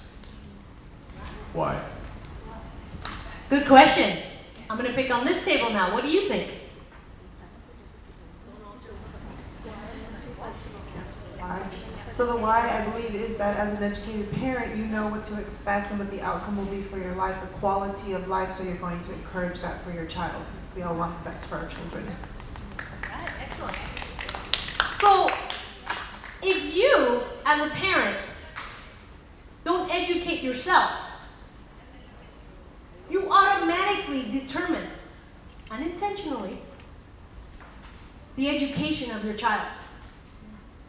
Who's the most important person in your child's education? Parents. No questions until later, right? Oh, you're answering the question? Oh, you have an answer? A secondary reason why these things may be where they are is that the higher degree of education you have, the more likely you're going to be in a single income home, or that you're going to have a job that will let you take off work. And the less education you have, the more likely the chances that you're not going to get to take time off, or you need that money. And so that's a second reason. Excellent. There's so many factors, right? Your income is determined more than likely, not all the time, but most of the time, your income is determined by what? Education. Your education determines what about your children? Their education and their income. Everything is connected. And you become, of course, the role models for your own children. So this is a critical chart. Teachers talk about the level of parent education all the time. I'm sure you've been asked in many different surveys, right? What's your parent education? This is why they ask you. Because automatically we can kind of have a hypothesis as to what type of education or level your child will reach just by knowing you. Interesting, huh? What's this? LCAP Goal 3. So, sorry, it's in Spanish, but it's all good. We're all bilingual. So LCAP Goal 3, as you know, is our parent engagement goal as a district. We've talked about this. You should know this. And this is what the district promises, that they're going to focus on parent engagement. Thus, our parent involvement policy. So our board is committed, our Sweetwater Union High School board is committed to parent engagement. Now I have to put a little sidebar here. Anna Simmons, our own Anna Simmons, presented last night to the board on LCAP Goal 3. And she told the board last night, and you're welcome to watch it, it's all recorded, what we have been doing with you since 3 years ago up until now to educate you, to make sure you have the skills to support your student, your child, in the classroom, in the schools. So our board has had a parent involvement policy for a long time. Well, why? Why do you think the board has to have a parent involvement policy? It's written in their regulations. They have regs and a policy, and they review it. Why? Why would the board want to do that?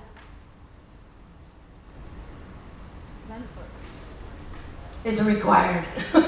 Because they were told to. Okay, well, we don't want to say it like that, right? But the U.S. Department of Education makes a requirement that every district, every LEA, has a parent involvement policy to make sure that they include the parents in their decisions. 5 minutes, I have 5 minutes. ESSA also requires every student to see that. They require the parents in the district jointly create decisions. Now, what committee do you serve on that you jointly make a decision about money? And that determines what money? Title I, okay. Even if you're not Title I, because I know some of you are not Title I, you also can make decisions jointly in school site council about monies that you have. So, our federal government, our state government, our board, and you elected them, are required to also always remember to include you in their decisions. That's what LCAP is all about, right? Let's move on real quick. So basically, as we build collaboration with parents, with schools, with districts, we want to get to this goal.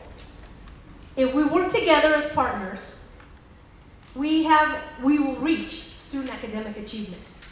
Because if you are aware, if you are educated about how the system works for your child, then you're going to be able to help them a lot better. And you're going to be able to complement your teachers, your administrators, your schools, right? So that's what this shows you.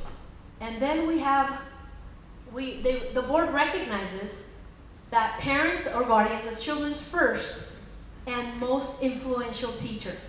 You are their teacher, number one teacher. You are.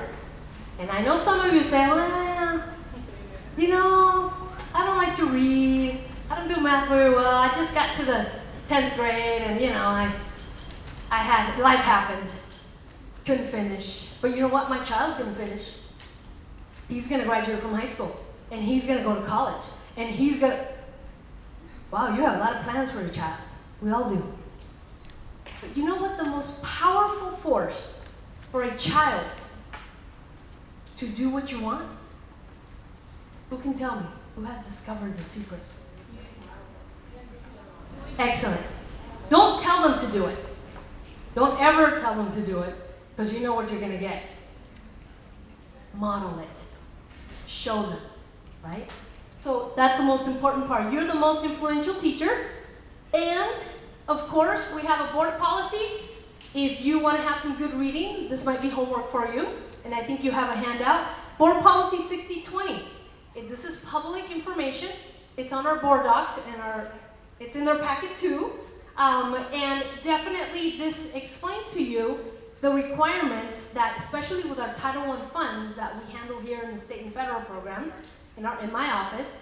And remember, 1% of the school's Title I monies is for parent engagement.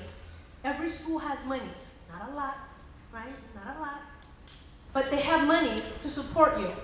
Some of you went to the CAPA mini conference this past Saturday. That's part of this 1%. Depending on what your school site council decided to allocate these monies for. And then we have, of course, if you have a school site council, then you have an ELAC. All Title I schools have an ELAC, and you plan for this, the student site plan, right? And I'm sure all of you have already given your input at your sites. We want the parent voice to be part of that plan. We want the parent voice to be part of LCAP as well. Especially right now that we're reviewing the 3 years for the LCAP, right? And of course, professional development for staff and value. We value your professional development because we know that if we educate you, we automatically have a correlation with your student success. And responsibilities, now AR, this is also public information, you have it on your handout, 50-20. So the how, we have a policy, the board says, I want all parents to be included, they have to be included in making decisions, especially with Title I monies, but how do you do it? So we are required in my office and in every school to also have systems in place so we can encourage parents to come and participate. So come over to, I think some schools do report card day. On progress report, they invite you to come pick up your report cards. So every school has something different to encourage you to come in. And then we're assessed. They hold us accountable. How is every school, including parents? So you as parent leaders, very important for you to give that feedback to your schools. Are they doing enough to engage parents? You, I know that you're engaged because you're a rep. But what about the other ones, the majority? Are they doing enough? And of course, you can identify barriers. What's causing the school and or staff not to bring parents in? And then give that feedback, because you're a parent leader. That's why you're very helpful. And of course, I know it's kind of blurry, but I love this quote: children learn more from what you are than what you teach. Don't say it, model it. And any questions? That's it. I did pretty fast, huh? That's it? Thank you. No questions? Okay, questions I can ask. No questions? So, what color is the... Perdón. En su paquete, in your packet, you have a green form, tienen una forma verde. Esta recomendación a la política de participación de padres es directamente para la mesa directiva del distrito. En su paquete tienen la política en un papel blanco. Por favor, tomen. Es bilingüe, it's in English and Spanish. You also have the board policy in your packet. So we are federally required to take your input, and this is for the board policy, for the board. Si por favor se pueden tomar.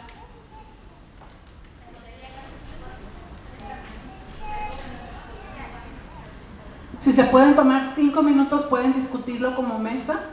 You can discuss it as a table. Please take a look at the board policy, and if there's any improvements, recommendations to improve our board policy, and if you can add any barriers you see for participation, you can also write it on that green paper. You have 5 minutes.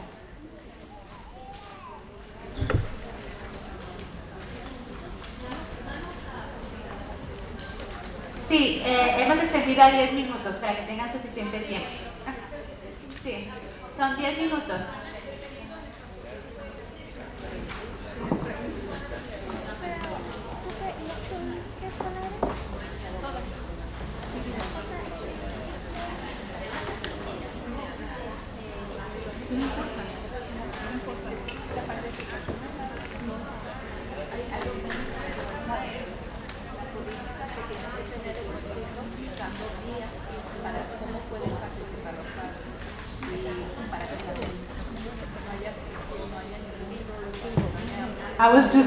Me acaban de preguntar que si no son escuela de título 1, si la política aplica, y la respuesta es sí. La política de participación del distrito es para todas las escuelas.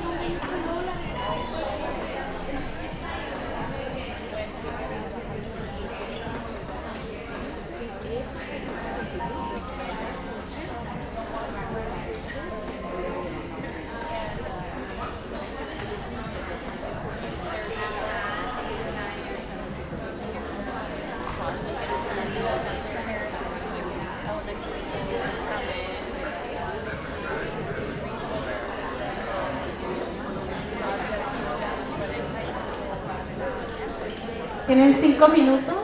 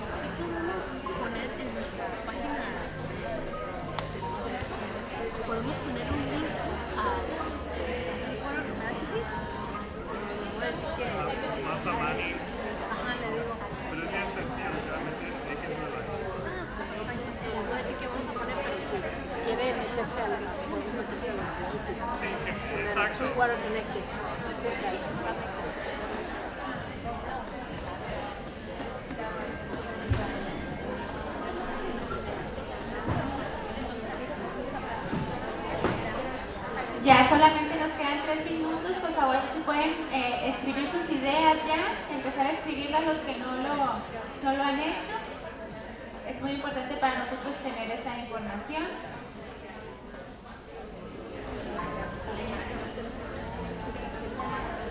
If you could please start writing down your recommendations for the board policy, you have 3 minutes left.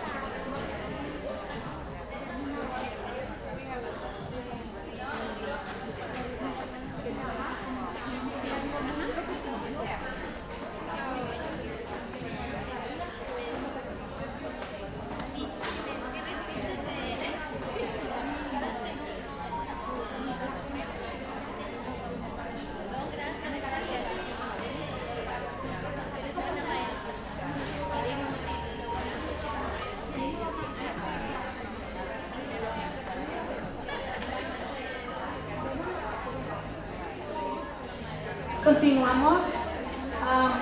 Por favor, nomás les encargamos que antes de irse nos pasen en los comentarios, por favor. No, continuamos con asuntos pendientes, asuntos nuevos. No tenemos. ¿Avisos? ¿Alguien tiene algún aviso, alguna escuela? Ana, ¿no tienes ningún aviso? Atención, ¿no tienen avisos de escuelas? ¿No? ¿Anuncios? Ana, ¿no tienes algún aviso, anuncio? Ok. ¿Sí? Ok, yo tengo un anuncio por los que no han... deja apagar la música, ¿verdad?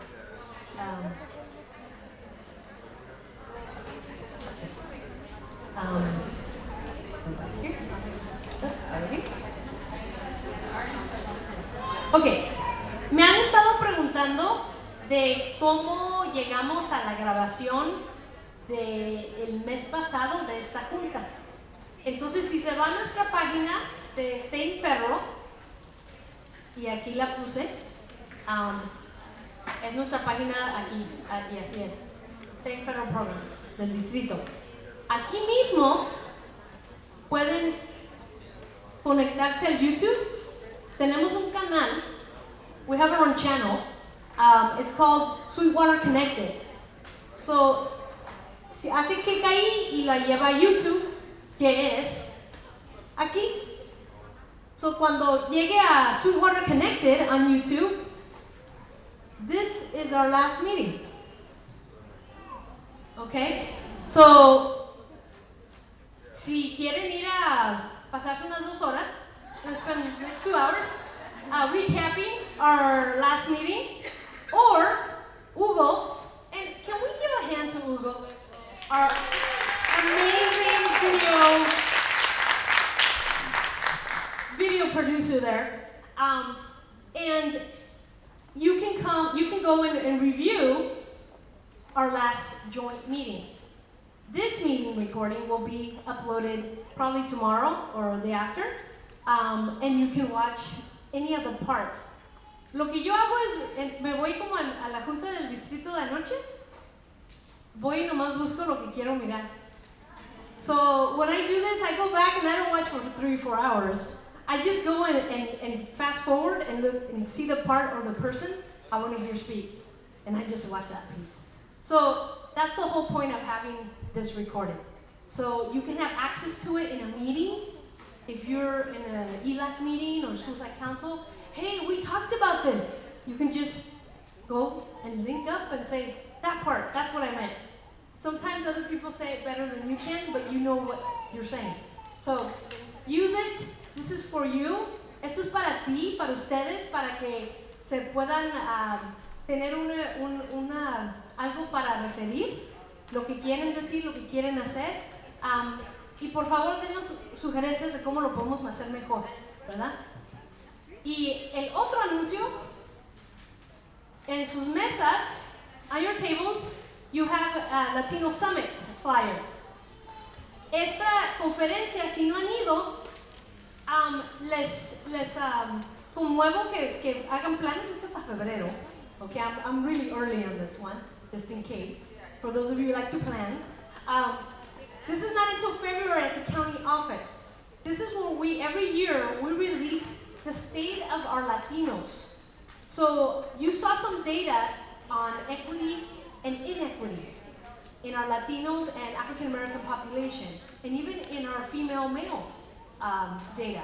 Well, in this summit, we get together parents, parent leaders, teacher leaders, administrators, and student leaders.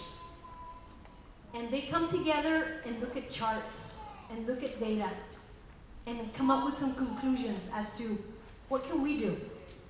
So I encourage you as a parent leader to join us. I will be part of the teacher component, but you're welcome to go to the parent component and tell us what you think regarding how our Latinos are doing, whether equitably or unequitably, right? But I encourage you, that's for you on here. And I think Anna, somebody else had an announcement? Is that, okay. Gracias. Gloria Alonso. ¿Sí?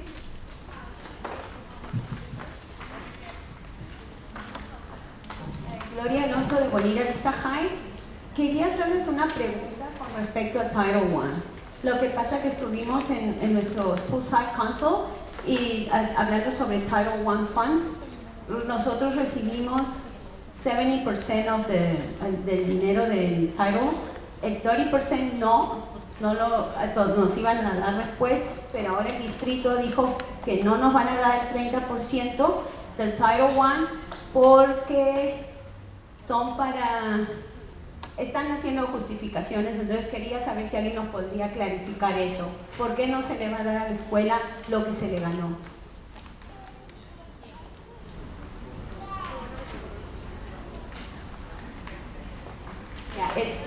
Y esto es de todas las escuelas que reciben Title I. Todas las escuelas no van a recibir el restante de lo que era el 100% del Title I.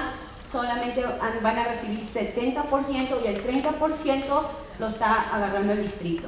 Entonces quería saber que nos dijeran que esto es algo nuevo, cómo es que se hizo anteriormente, o sea, quién pagó al distrito porque ellos están usando ahora ese 30%, ese fondo del Title I que le corresponde a la escuela.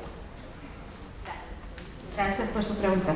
En el foro abierto no se le va a contestar, pero si usted desea, después de la junta, se puede quedar y le puede contestar. U otra opción, otra vía también es pueda dirigirse a su escuela, a su site, y ellos también le pueden contestar. Pero le invito también a quedarse después de la junta y con la señora Griselda.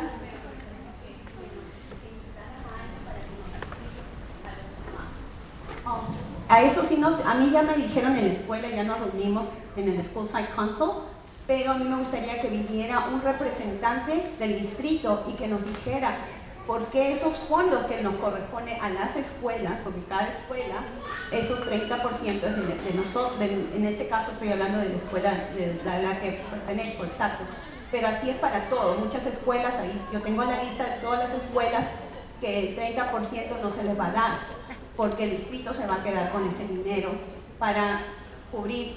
Ellos tienen sus justificaciones, pero me gustaría que alguien viniera y nos explicara a nosotros, porque yo tengo entendido que si nosotros hicimos el raise the money del 100% del Title Fund, debería de ir a la escuela, el 100%, y tal vez 1% que dicen para parent, pero me refiero que por qué el district está poniendo ese 30% allocating the money para los gastos que ellos dicen que también lo están justificando, pero eso me gustaría que alguien viniera y nos explicara bien. Eso es todo. Gracias. Aquí también está el formulario de la evaluación, y aquí también nos pregunta qué temas adicionales les gustaría aprender, o si desean que alguien venga como lo está proponiendo usted. Esta sería una forma correcta para que todos los interesados y todas las escuelas lo escriban, y entonces sería un tema que la mayoría de papás lo quieren ver, entonces se presentaría en alguna de las siguientes respectivas juntas. Pero cualquier papá también, la señora Griselda también se puede quedar después de la junta, o por favor llenar la evaluación.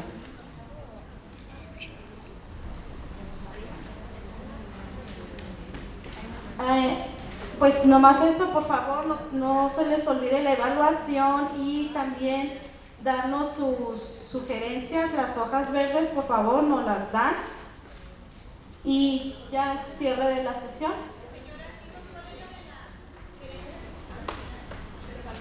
Es esta hoja. La hoja, la verde. Gracias.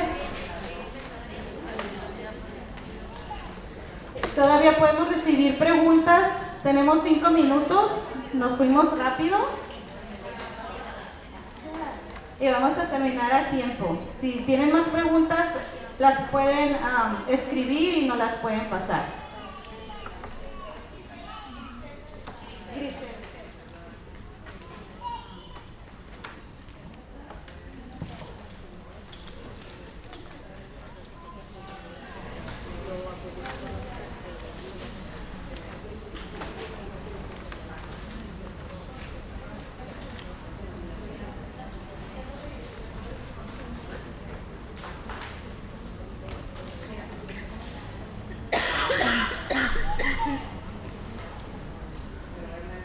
Continuamos entonces con cierre de la sesión a las, ¿qué horas son?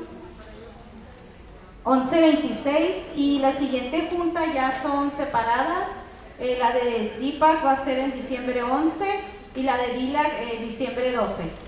Muchísimas gracias y que tengan una bonita tarde.